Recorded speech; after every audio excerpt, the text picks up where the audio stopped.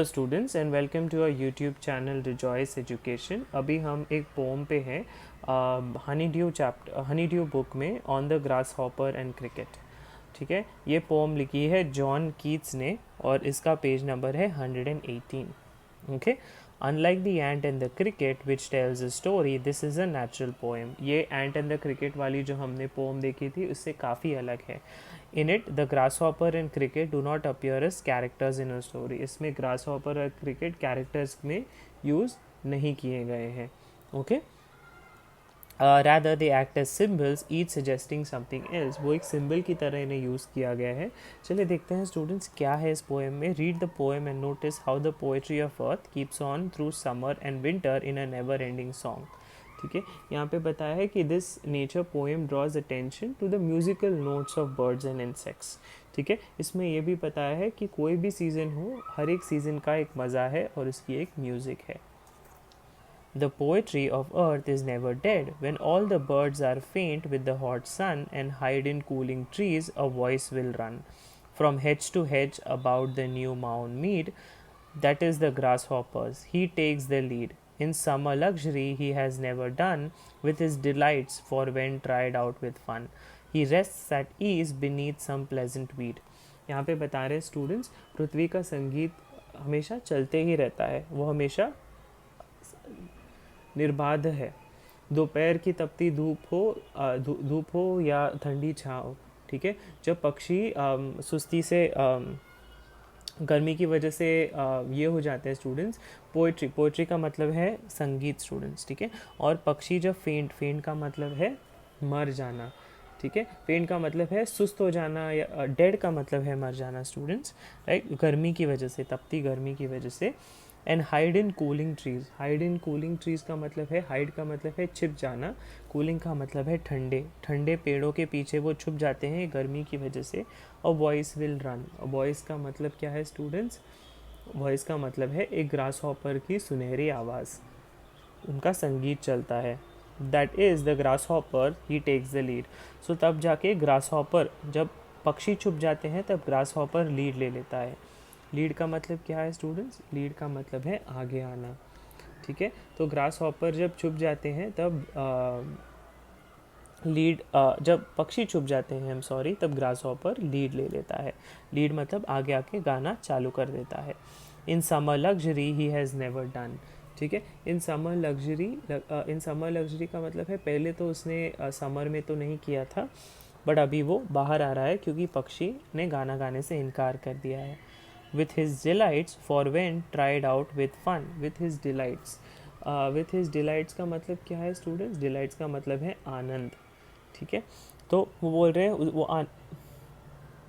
वो बोल रहे हैं कि वो काफ़ी आनंदमय, वो काफ़ी खुश है ग्रास हॉपर, क्योंकि वो गाना गा रहा है।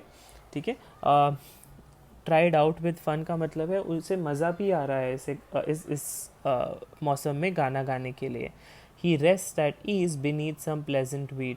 रेस्ट इसका मतलब है आराम करना, बीनीथ का मतलब है नीचे, और वीड का मतलब है जंगली झाड़ियों के पीछे वो छुप के गाना गा रहा है students. The poetry of earth is ceasing never on a lone winter evening when the frost has wrought a silence from the stone there shrills the cricket's song in warmth increasing ever, and seems to one in drowsiness half lost the grasshoppers among some grassy hills। Okay, तो यहाँ पे क्या बता रहे हैं students? Seizing का मतलब है समाप्त करना। The poetry of earth is ceasing never. Ceasing का मतलब है जो पोइट्री, जो हमारी धरती है, वो जो गाना गाती है वो कभी रुकता नहीं है स्टूडेंट्स, वो चलते ही रहता है। ठीक है, on a loan winter evening when the Frost. ठीक है, वो कह रहे हैं कि एक ठंडी इवनिंग में, एक विंटर यानी कि ठंड वाले मौसम में, लोन मानी कि अकेले ठंड वाले इवनिंग में, when the frost has wrought a silence. Wrought का मतलब क्या है? लाना।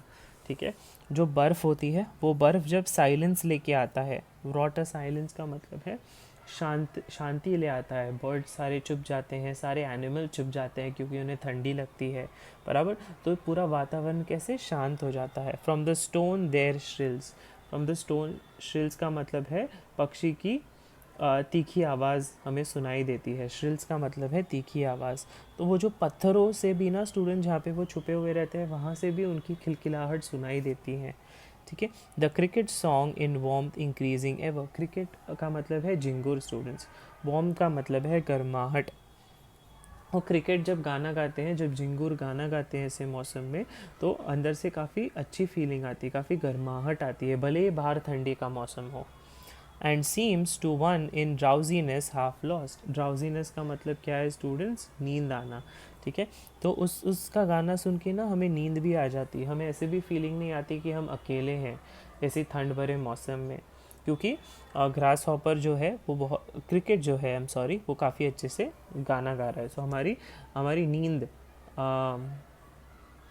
हमें नींद आने लगती है। The grasshoppers among some grass hills.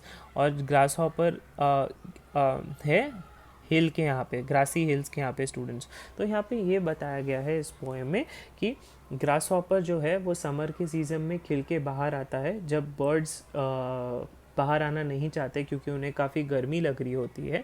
और ठंडी के मौसम में स्टूडेंट्स क्रिकेट बाहर आते हैं।